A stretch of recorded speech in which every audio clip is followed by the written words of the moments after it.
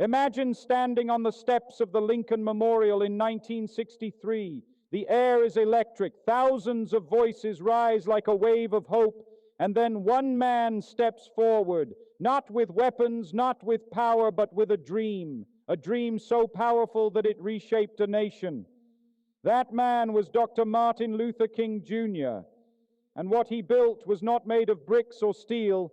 It was built with courage, faith, justice, and an unshakable belief in equality. Today, we explore how Martin Luther King Jr. became the architect of one of the greatest movements for change in human history. Every enduring movement begins with a foundation strong enough to support the weight of resistance, sacrifice, and hope. For Martin Luther King Jr., that foundation was a dream rooted deeply in equality. It was not a simple wish or an abstract political idea, but a moral vision grounded in the belief that all human beings are created equal and deserve dignity, respect, and opportunity. This dream drew its strength from the principles of the United States Constitution, the Declaration of Independence, and most importantly from King's Christian faith, which taught him that every person is a child of God. At a time when racial segregation divided schools, transportation, neighborhoods, and even churches, equality was not the reality of American life. African Americans were denied basic rights, subjected to discrimination, and treated as second-class citizens. King recognized that the fight for civil rights was not only about changing laws, but also about transforming hearts and minds. His dream challenged the deeply rooted systems of injustice that had existed for generations. By declaring that people should be judged by the content of their character rather than the color of their skin, he reframed the struggle for civil rights as a moral issue rather than merely a political conflict. King's dream offered hope to millions who had long been silenced. It gave ordinary people the courage to believe that change was possible. When he spoke of little black boys and girls joining hands with little white boys and girls, he painted a vivid image of a future built on unity rather than division. This imagery allowed people to see beyond their current suffering and imagine a society transformed by fairness and brotherhood. The dream became a guiding vision, aligning individuals toward a shared purpose. Equality, in King's understanding, was not about superiority or revenge. It was about justice. He did not seek to replace one form of oppression with another. Instead, he envisioned a society in which freedom and opportunity were accessible to all. His message emphasized love over hatred and understanding over bitterness. By grounding the movement in equality, King ensured that it stood on ethical principles that could not easily be dismissed or discredited. The strength of this foundation lay in its universality. King's call for equality resonated beyond race, touching people of different backgrounds, religions, and nations. It connected the civil rights struggle to broader human rights movements around the world. His dream appealed to shared human values, making it difficult for opponents to argue against the fundamental fairness of his vision. Through speeches, marches, and acts of peaceful resistance, King reinforced this foundation again and again. He reminded America of its promises and called the nation to live up to its highest ideals. His dream functioned as both inspiration and blueprint, shaping strategies and sustaining morale during times of hardship. It anchored the movement in hope, morality, and unwavering belief in equal human worth. If the dream of equality formed the foundation of Martin Luther King Jr.'s movement, then nonviolence served as its blueprint. It was the carefully designed strategy that guided every protest, march, boycott, and act of resistance. King understood that lasting social change required more than passion. It required discipline, moral clarity, and a method strong enough to confront injustice without becoming consumed by it. Nonviolence was not passive submission, nor was it a sign of weakness. It was a deliberate and powerful form of resistance aimed at exposing injustice while preserving human dignity. King drew inspiration from Mahatma Gandhi. who had successfully used nonviolent resistance to challenge British colonial rule in India. From Gandhi, King learned that moral force could be more transformative than physical force. Nonviolence sought not to defeat or humiliate the opponent, but to awaken their conscience. It aimed to create tension that would force society to confront uncomfortable truths about discrimination and inequality. By refusing to respond to hatred with hatred, King and his followers revealed the brutality of segregation to the world. The strategy of nonviolence required immense discipline. Protesters were trained to remain calm in the face of insults, physical attacks, and arrests. They endured beatings, imprisonment, and public humiliation without retaliation. This self-control demonstrated moral strength and shifted public perception.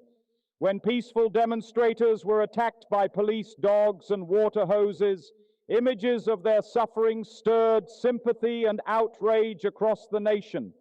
The contrast between peaceful protesters and violent oppressors made injustice impossible to ignore. Nonviolence also had a practical dimension. King recognized that violent rebellion would likely lead to greater bloodshed and harsher repression, especially in a society where African Americans lacked political and military power. By choosing nonviolence, he reduced the risk of widespread violence and created space for dialogue and legal reform. Boycotts like the Montgomery bus boycott showed how economic pressure, applied peacefully and strategically, could dismantle discriminatory systems. Nonviolence disrupted daily routines and challenged institutions without destroying communities. At the heart of King's blueprint was the belief in agape, or unconditional love. He insisted that the goal of the movement was reconciliation, not revenge. Even those who upheld segregation were not beyond redemption. Nonviolence allowed protesters to resist injustice while affirming the humanity of their opponents. This moral consistency strengthened the movement's credibility and aligned it with democratic ideals. The blueprint of nonviolence transformed protests into powerful moral statements. Sit-ins at segregated lunch counters, freedom rides across hostile territories, and mass marches through divided cities were not random acts of defiance. They were carefully organized efforts designed to dramatize injustice and compel change. Each action followed the same guiding principle: confront evil without mirroring it. Through this strategy, King demonstrated that courage does not require weapons and that strength does not depend on violence. Nonviolence became the organizing principle of the civil rights movement, shaping its identity and guiding its progress through some of the most turbulent years in American history. No structure can stand without pillars strong enough to bear its weight. In the architecture of change shaped by Martin Luther King Jr., 3 pillars held the movement upright: courage, faith, and perseverance. These qualities were not abstract virtues spoken of only in sermons. They were lived realities demonstrated daily in the face of intimidation, violence, and uncertainty. They supported not only King himself, but also the countless men, women, and children who joined the struggle for civil rights. Courage was the first pillar. The civil rights movement unfolded in an atmosphere of hostility and danger. Activists faced threats, arrests, bombings, and physical attacks. King himself was arrested numerous times, his home was bombed, and his life was constantly under threat. Yet courage in this context was not the absence of fear, but the decision to act despite it. King often spoke about the need to confront fear with determination, reminding his followers that freedom required bravery. Marchers walking across the Edmund Pettus Bridge in Selma knew they might face violence, yet they stepped forward anyway. Their courage exposed the cruelty of segregation and revealed the depth of their commitment to justice. Faith formed the second pillar, giving spiritual strength to sustain the movement. King's leadership was deeply rooted in his Christian beliefs. He saw the struggle for civil rights as part of a larger moral and spiritual mission. Faith allowed him to trust that justice, though delayed, would ultimately prevail. It provided comfort in jail cells, strength during exhausting campaigns, and hope during moments of doubt. King often reminded supporters that the arc of the moral universe bends toward justice, reinforcing the belief that their sacrifices were not in vain. Churches became organizing centers, and gospel songs became anthems of resilience. Faith united communities and transformed suffering into purpose. Perseverance was the third pillar, ensuring that the movement did not collapse under pressure. Progress was slow and often met with fierce resistance. Court rulings were ignored, reforms were delayed, and setbacks were frequent.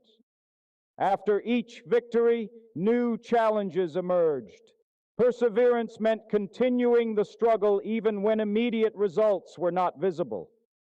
The Montgomery bus boycott lasted more than a year, demanding patience and collective endurance.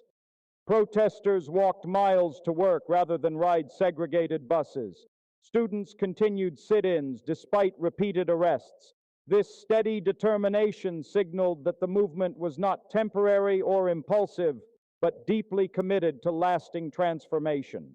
Together, courage, faith, and perseverance reinforced one another. Courage enabled individuals to act. Faith sustained their spirits. Perseverance carried them through hardship. These pillars created stability within the movement, allowing it to withstand external attacks and internal doubts. They shaped the character of the civil rights movement and defined its moral strength.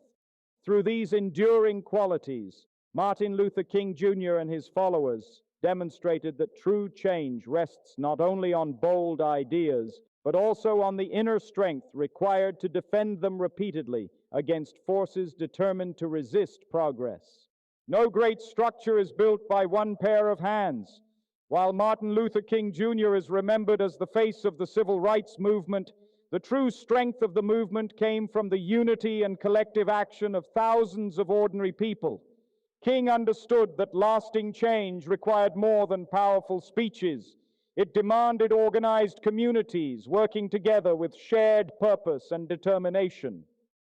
The builders of this architecture of change were teachers, students, laborers, ministers, parents, and children who chose to stand together rather than remain divided by fear. Unity was essential in a society deliberately structured to create division. Segregation thrived on separation, separating races in schools, neighborhoods, transportation, and public spaces.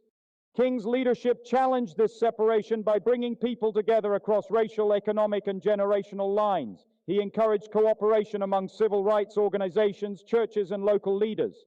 The Southern Christian Leadership Conference, which he helped found, became a coordinating force that connected communities and amplified their voices.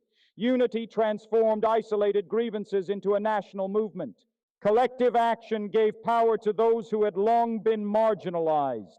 Individually, many African Americans felt powerless against discriminatory laws and violent opposition. Together, they became a force capable of disrupting unjust systems. The Montgomery bus boycott demonstrated this principle clearly. When thousands of black citizens refused to ride city buses for more than a year, their combined economic pressure forced change. Their shared sacrifice showed that collective discipline could challenge institutional inequality. This action was not spontaneous. It required planning, communication, and mutual trust within the community. Mass marches further illustrated the power of unity. The March on Washington in 1963 brought together more than 250,000 people from diverse backgrounds.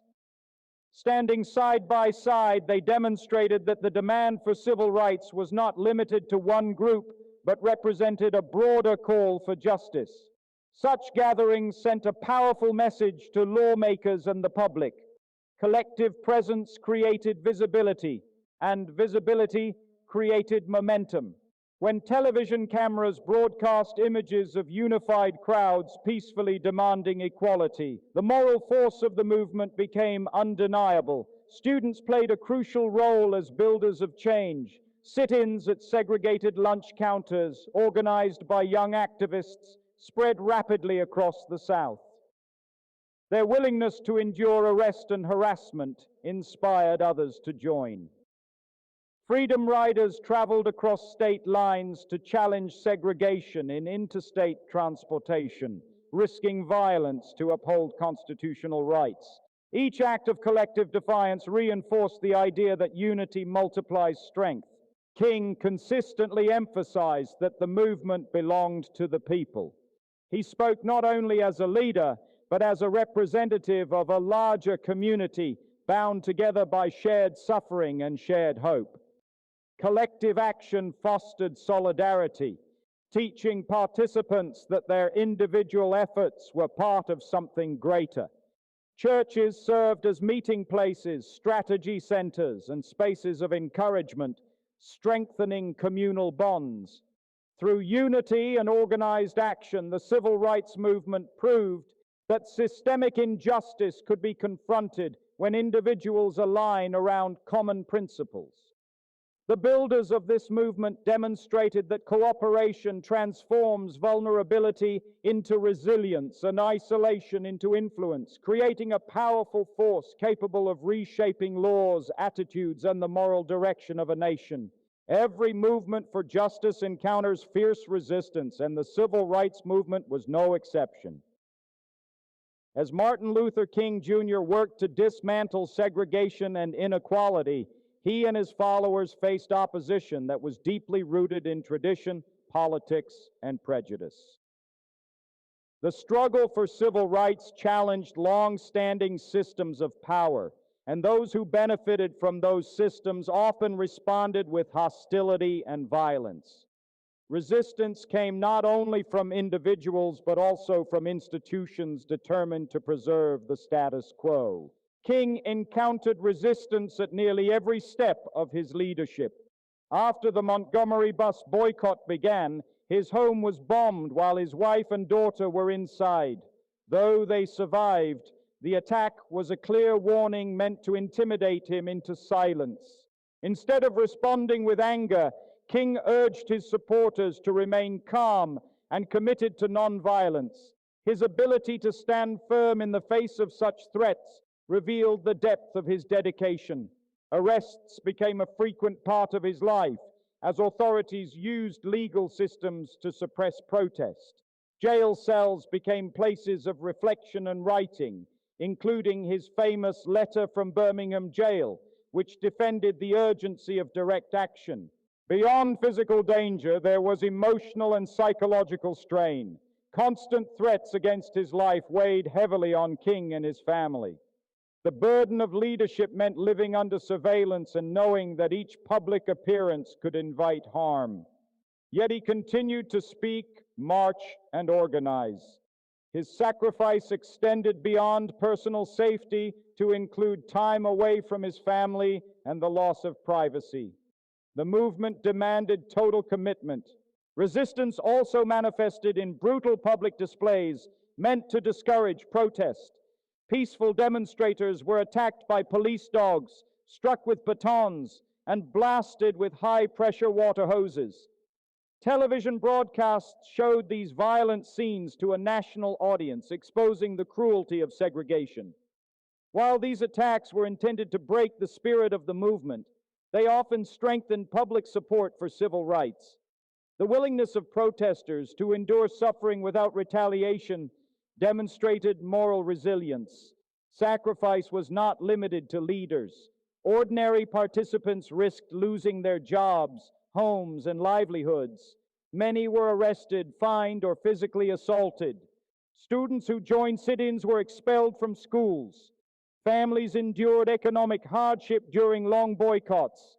The collective sacrifices of thousands created the pressure necessary for legislative change. Each act of endurance signaled that the demand for equality was stronger than fear. The ultimate sacrifice came on April 4, 1968, when Martin Luther King Jr. was assassinated in Memphis, Tennessee. His death shocked the nation and underscored the dangers he had long faced. Even in death, his sacrifice intensified the call for justice, accelerating the passage of civil rights legislation and deepening the moral impact of his message. Resistance and sacrifice tested the strength of the movement repeatedly. They revealed the high cost of challenging injustice and the courage required to persist despite overwhelming opposition. Through these hardships, the civil rights movement demonstrated that meaningful change is rarely achieved without enduring profound struggle and paying a price measured in suffering, risk, and unwavering commitment. The legacy of Martin Luther King Jr. can be compared to a structure carefully built to withstand the pressures of time. Though his life was cut short, the architecture of change he designed continues to shape societies, inspire movements, and challenge injustice. His influence did not end with his assassination in 1968. Instead, the principles he established became deeply embedded in laws, institutions, and the collective conscience of the nation. One of the most visible elements of his legacy is legislative change. The Civil Rights Act of 1964 and the Voting Rights Act of 1965 marked significant victories in dismantling legalized segregation and protecting the rights of African American citizens. These laws transform public spaces, employment practices, and access to the ballot box. While King did not act alone in achieving these milestones, his leadership and moral clarity played a central role in mobilizing public support and pressuring lawmakers. The legal framework he helped inspire continues to protect civil rights across the United States. Beyond legislation, King's legacy lives in the ongoing pursuit of equality. His speeches remain powerful reminders of the work that remains unfinished. The phrase, "I have a dream," has become more than a line from a speech. It represents an enduring call to evaluate society by its commitment to fairness and opportunity. Schools, streets, and public institutions bear his name, symbolizing the recognition of his impact. Each year, Martin Luther King Jr. Day invites reflection on his message and encourages acts of service in communities nationwide. The structure he built also extends beyond national borders. King's philosophy of nonviolence has influenced movements around the world. Activists seeking justice in different countries have drawn inspiration from his methods of peaceful protest and moral persuasion. His teachings connect civil rights with broader human rights struggles, emphasizing dignity and equality for all people, regardless of race, nationality, or background. This global reach demonstrates the universality of his principles. At the same time, King's legacy challenges each generation to confront new forms of injustice. Issues such as economic inequality, systemic discrimination, and social division remind society that the work of equality is ongoing. His emphasis on unity and collective responsibility continues to resonate in contemporary discussions about justice and reform. The structure he envisioned was not meant to remain static. It was designed to grow stronger as more people committed themselves to its ideals. The endurance of his legacy lies in its moral foundation. Because his movement was rooted in nonviolence, equality, and love, it possesses a timeless quality.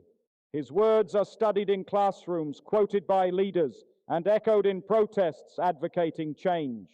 The architecture of his dream stands not as a completed monument, but as a living framework that invites participation, reflection, and renewed dedication to building a society defined by justice, compassion, and equal opportunity. Martin Luther King Jr. did more than speak about change. He designed it, built it, and entrusted it to future generations. His dream became a foundation. His commitment to nonviolence became a blueprint. His courage, faith, and perseverance became pillars. And through unity and sacrifice, a powerful structure of justice began to rise. That structure still stands today, but it is not finished. Each generation must decide whether it will simply admire the architecture of change or continue building upon it. The challenges of inequality, injustice, and division may look different now, but the tools King gave us remain the same. Love over hatred, courage over fear, unity over division, and action over silence. The true legacy of Martin Luther King Jr. lives not only in history books or memorials, but in the choices we make every day to stand for fairness, to defend dignity, and to believe that change is always possible when people come together with purpose. The question is no longer what Dr. King dreamed. The question is whether we are willing to keep building that dream